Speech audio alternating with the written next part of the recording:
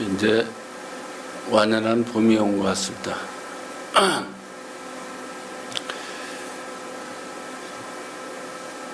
이제 누가 언제 한번 와가지고 묻기를 어떤 사람이 죽어서 어디를 가는지를 안다고 하는데 스님은 죽어서 어디를 가는지 아십니까? 하고 질문을 해요.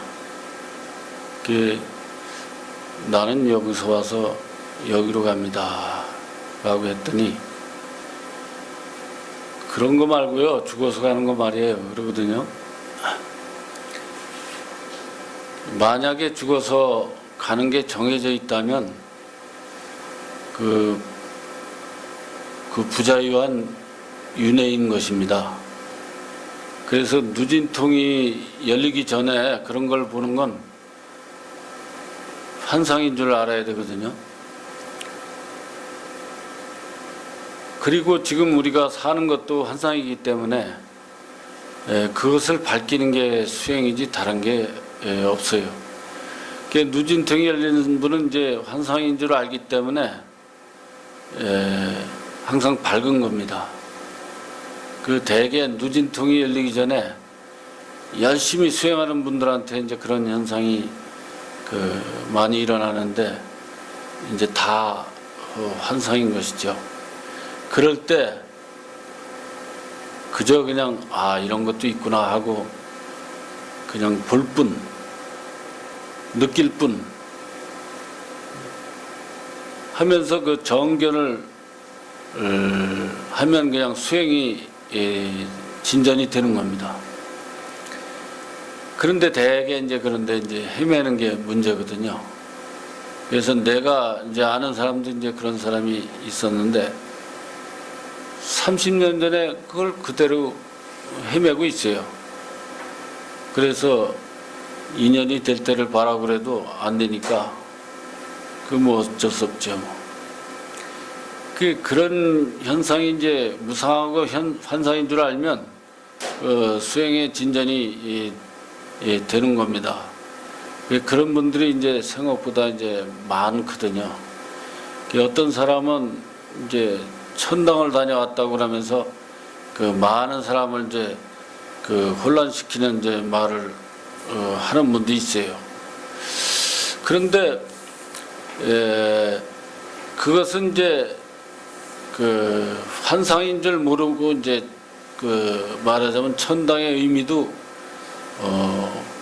모르기 때문에 이제 하는 말이거든요. 천당과 지옥은 우리가 순간순간 살아가는 속에 있어요. 이제 그거부터 알아야 되거든요. 그거부터 알아야 진정으로 이제 천당이 뭔지 지옥인지 뭔지도 이제 알게 되는 거죠. 천당이 이제 따로 있다고 하는 것은 이제 정견을 못하는 것이고 이제 바로 볼 때까지 방황할 수밖에 없어요. 모든 것은 누가 그렇다고 하는 말은 그냥 이론이거든. 그렇기 때문에 부족하더라도 자기 내면에 이제 관해서 체험을 해야 이제 되는 것이지 남이 가르쳐 줄 수는 없는 겁니다. 그런 도리를 이제 알지 못하면 대부분 이제 축생으로 이제 태어나게 되고 그러는데 그게 그냥 잠시가 아니라 뭐 천년씩 가고 막 이렇게 되면은 그 고난이 이제 말할 수가 없죠. 그래서 우리가 이왕 공부할 땐 열심히 하는 것입니다. 그것도 다른 게 아니라 자기를 알으라는데 뭐 다른 걸 배우라는 것도 아니고 남을 알라는 것도 아니고 자기를 아는 거예요. 자기를 바로 알면 모든 이제 고난에서 이제 벗어나는 거거든요. 그래서 우리가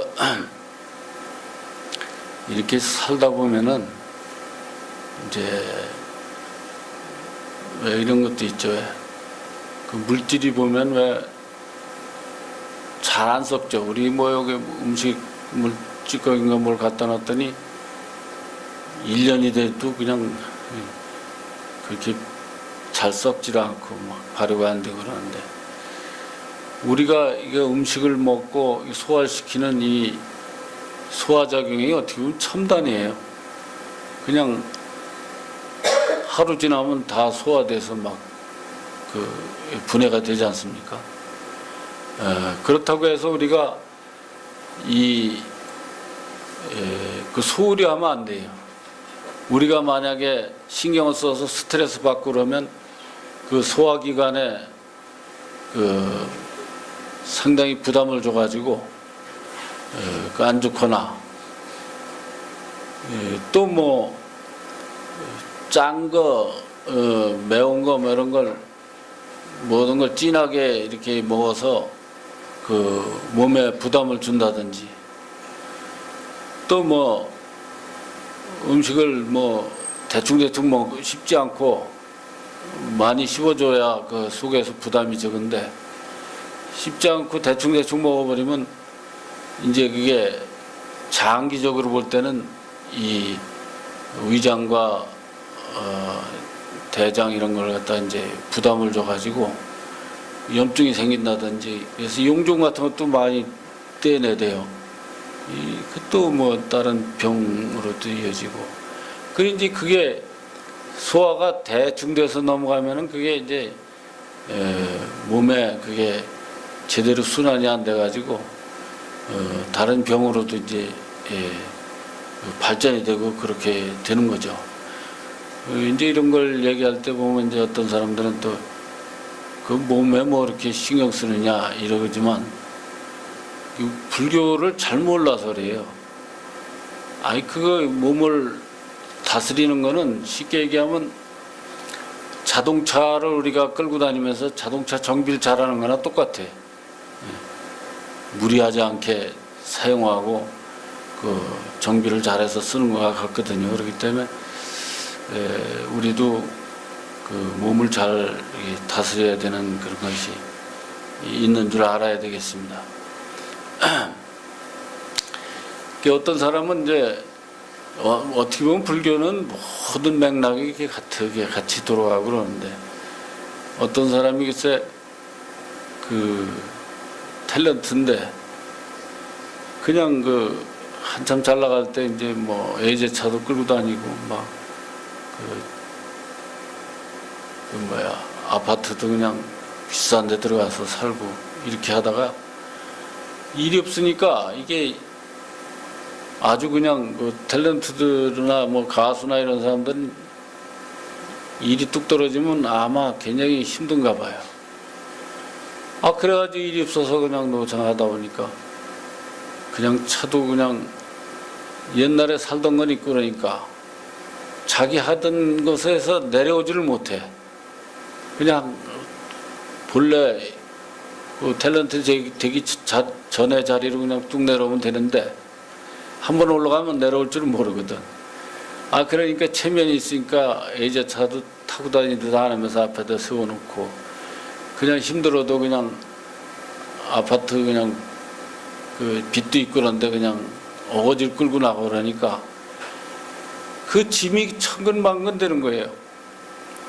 그러다가 이제 앞에 자기 이제 어떻게 왔다 갔다 이제 지나다니다 보던 사람이 있었는데, 거기 장사가 아주 잘 되고 바쁘고 그러니까 내가 좀 아르바이트 좀 할 수 있냐 그랬더니 아예 그냥 그 뭐라 그러면 묵살을 하는 거예요.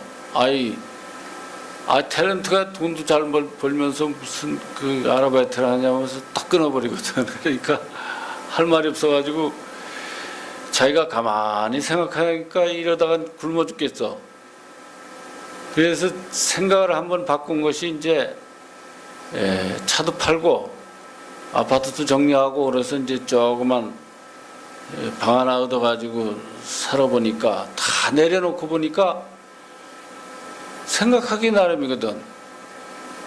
방도 좁으니까 청소하기도 오히려 좋고 오히려 간편하고 좋은 점이 있더라는 거지. 근데 대개 보면 우리는 옛날에 살던 거기에 그 한 발 내려오지를 못하니까 문제거든요.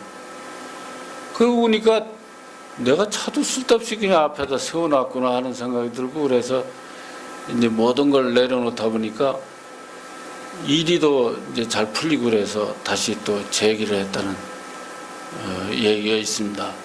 그렇듯이 우리는 항상 자기를 내려놓을 줄 알아야 돼요. 그래서 이제 부처님한테 절하고 스님들한테 가서 절하고 그러는 게 그런 의미거든요. 그리고 이제 스님들은 이제 절 받은 바가 없이 받는 도리를 또 이제 또 행하는 게 되고, 다 불교는 다 수행이에요, 모든 게. 그래서 이제 우리가 이렇게 이제 처음 공부하는 분들은 참 이게 마음 공부도 하니까 눈에 보여야 말이지.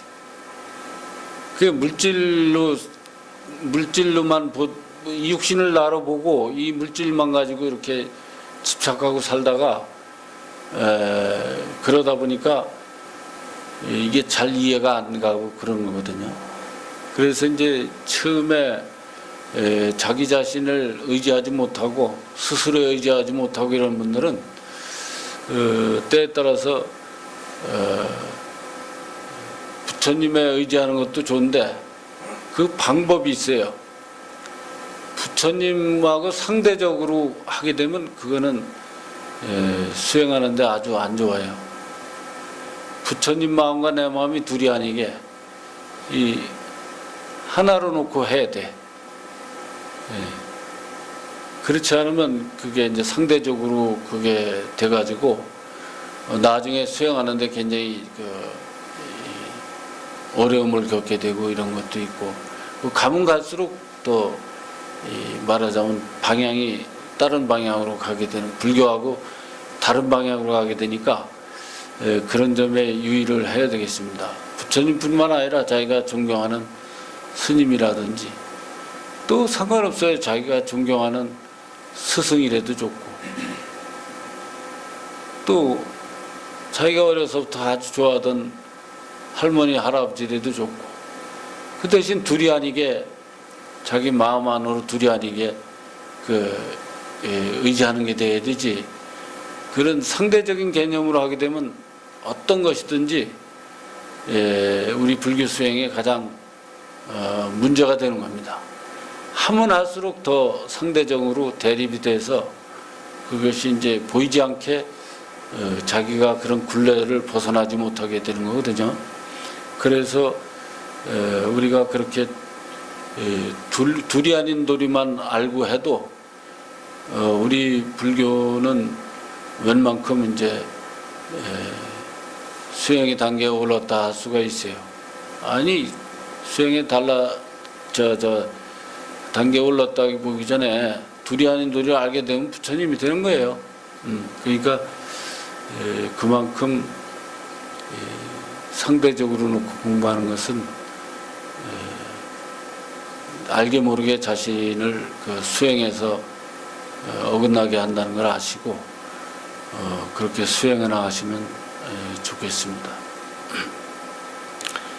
질문할 거 있으면 질문하세요.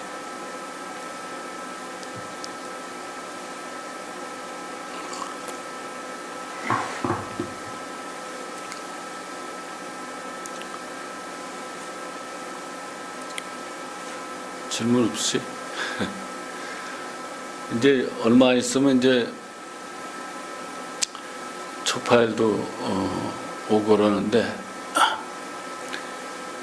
대개 보면 이제 부처님 태어나신 거를 이제 축하한다는 의미로 생각하기 쉬운데,